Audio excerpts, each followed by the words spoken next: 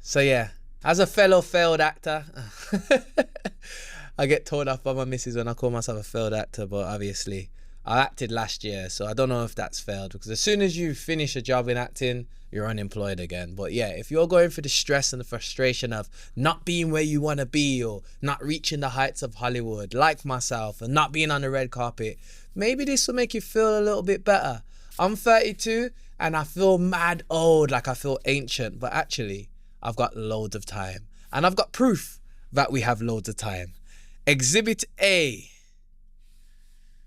Taraji P. Henson. So she's acted for a while, but never really got a big break. She's been in loads of things, but it's just side characters here and there, or characters you don't really remember. Until recently. Recently, she hit a big strike when she landed Empire, and that blew up. But she was in her 40s when she landed Empire. And let me find it here. Empire to date was one of the biggest series she was in. This is it here. As you can see, they're all over there. And that's a good series as well. So if you want something to binge on, you can definitely check that out. That was rivaling Power at the time, I remember, when it came out. And 50 Cent, as usual, had a lot to say about Empire, just because he had Power, and then he went on to make Power Book 2.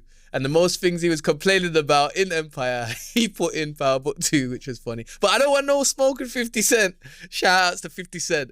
Every time, he the GOAT. But yeah, that's Taraji, and she was in her 40s. Moving on, another amazing actress who started late. When she was younger, this is a real rags to riches story. She had maggots in her house.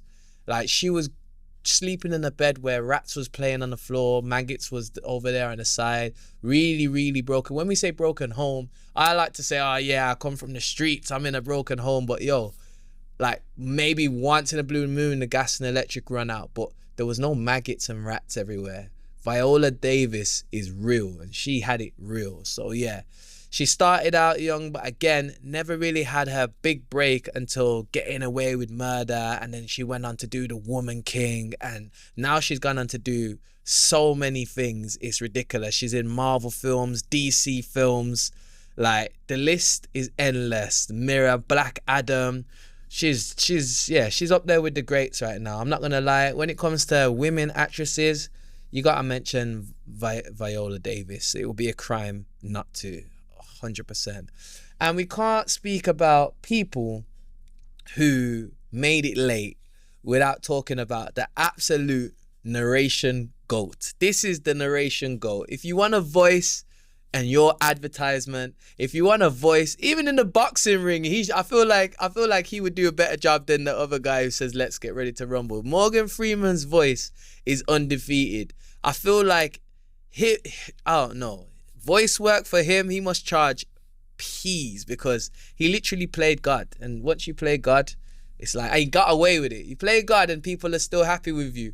You're doing something right. So shout outs to Morgan Freeman. And yeah, again, he started in his 30s, and I'm in my 30s, and then he blew up by 40s. He was the guy. And that's why you only ever see Morgan Freeman really with grey hair. It's because he started so late. But it just goes to show, it doesn't matter what age you are. Another one, honourable mention, obviously, we are in the UK. I am from Birmingham, but a man who dabbled in Birmingham but spent most of his time in London, then flew over to America and made a big name for himself. And he's one of the champions of the UK, one of the biggest actors we have here. We have to champion him. His name, of course, is Idris Elba. Shout outs to Idris Elba every time. Seems like a great guy. He's one of the few celebrities in this industry in the UK that I haven't actually met. A few actors I haven't met as well. And I would love to meet him, because I feel like if he's anything like his interviews and the things I see online about him champion knife crime, I feel like we have a lot to relate. I've also made a film about knife crime, and I also champion positive causes like that. But yeah, he's done so much. But obviously, I'm a big Marvel fan. He was in Thor, Ragnarok, and all of them seasons. He's been in Beast of Nations. But of course, if you don't know the history, he actually started out, his big break was The Wire. And again, he was already in his mid-30s when he done The Wire. And it's funny because he had done, he'd been getting offered Home and Away. No disrespect to Home and Away, but he'd been getting offered Home and Away in the UK. Auditioning. Everyone was saying no. He went over to America and for 4 years straight heard no's. And it takes some real guts and resilience. So that's why I hate when people make it and people say, oh, you're so lucky, or look at you. Or no, you don't see the hard work in the studio. You don't see the hard work auditioning. You don't see the back and forth journeys. One time I personally, it's a funny story. I drove 4 hours to Sheffield, Wales, sorry. I drove 4 hours to Wales for an advert where I just had to wink. I winked and they said, could you do that again for me? And they said, thank you. We'll be in touch.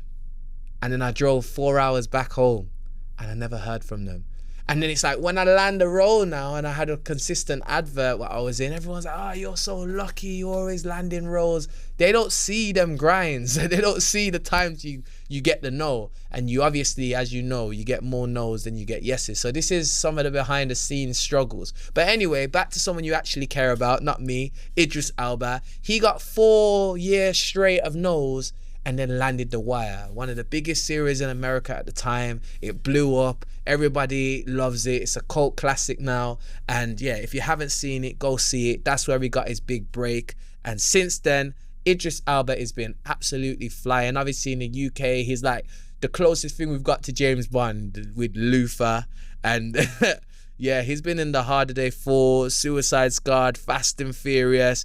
There's really too much on here to even mention. If like we'd be here forever. Jungle Book, No Good Deed, Second Coming. But yeah, shout outs to Idris Elba every time. One of the champions of the UK, and he champions good causes and champions his city as well. Also a DJ as a fun fact. So he's done a lot, and you see grey hair's popping. So you can make it. You don't have to worry if you're 20, 30, and even if you're 40. Because you can play someone's dad. Sorry, let's start from the start. You could play someone's baby, then someone's son or daughter, then someone's mom or dad, someone's older brother or cousin, uncle, granddad, great-granddad, and great-great-granddad. There's a role for everyone. And if you can't find the roles, you know what you should do? If you can't find the roles, you should just go and make them. Make them yourself. So it doesn't matter if you are old and you can't make, if you're old and you're not fitting into anybody's box or anybody's idea, make your own film, write your own script, create, push it out. And you might say, oh, that's easy for you to say, like, why don't you go do it then? Well, actually I did.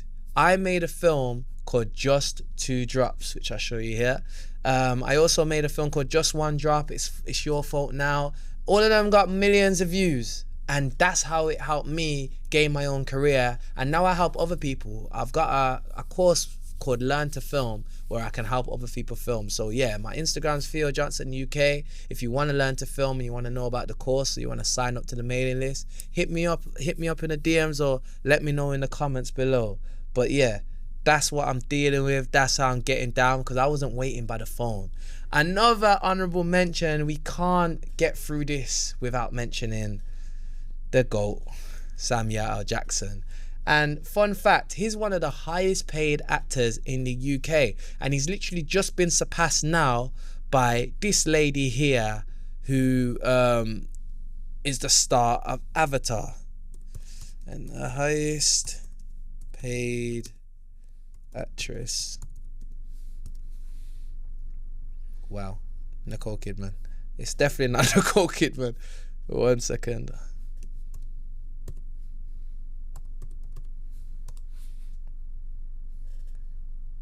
There we go. Zoe Saldana.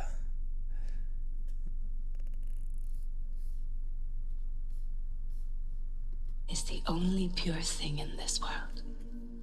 The fire came from the mountain. Yeah, a bit off tangent, but Burnt our forests. yeah, basically she does. Zoe Saldana just surpassed, thanks to Avatar, she just surpassed Samuel L. Jackson as the highest paid. But back to the topic at hand. He again is another man who dabbled in a few roles. He was in the Goodfellas, he was in a few side pieces, but in his 40s, that's where he hit his big break with Pulp Fiction. And I don't know if you know about Pulp Fiction, but if you don't know, you better get to know. This is a bad boy film. This film was off the chain. If it was this day and age, it would be viral. But yeah, this film's an 8.8 classic film. And yeah, that's where, as you see, Samuel Jackson made his big break with his foul mouth and bad attitude. But yeah, I just wanted to end this video with some positivity and just put a battery in your back, because there's so much that goes into people who make it. And it really is a bit of luck. It really is about your agent. But I don't want to just say it. I want you to watch someone who's great. Actors, the ones who make it in Hollywood? Are the most talented actors the ones who make it in Hollywood? That's a very intriguing question.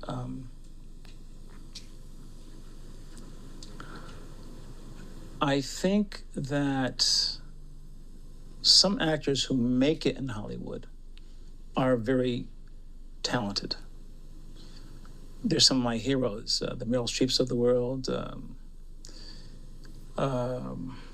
You know, a lot of people that I love their work, but I think a lot of it's luck, looks,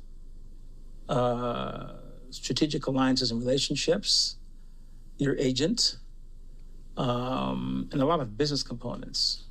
So everybody I see as an actor, like, you know, Seymour Hoffman, unfortunately, who died recently, you know, acting takes courage. Rest in peace.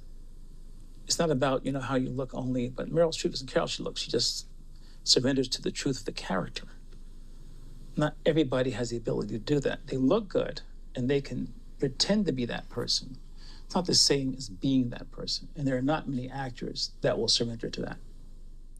So you just need to make sure that you're that person. You're really diving into the role, like a Johnny Depp, like a Leonardo DiCaprio. You're really embodying that role, not caring about anything around you, letting go of ego and pride. And that's one way to definitely put yourself ahead as an actor. But yeah, there's so many factors that go in, as you just heard.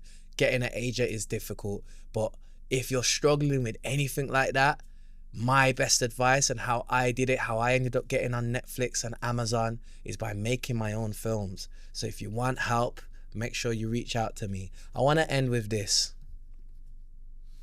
I mean, failure, I guess, is just relative, really. And you know, it's that whole thing about if you almost have to push yourself and dare to be bad in order to find something really good. You know, sometimes in a performance of rage, you gotta just scream to high heaven in order to kind of bring it back down and find the truth within it. Sometimes you just need to push it and go over the line in order to come back. And while you were making this, I mean, failure, I guess, is just relative, really.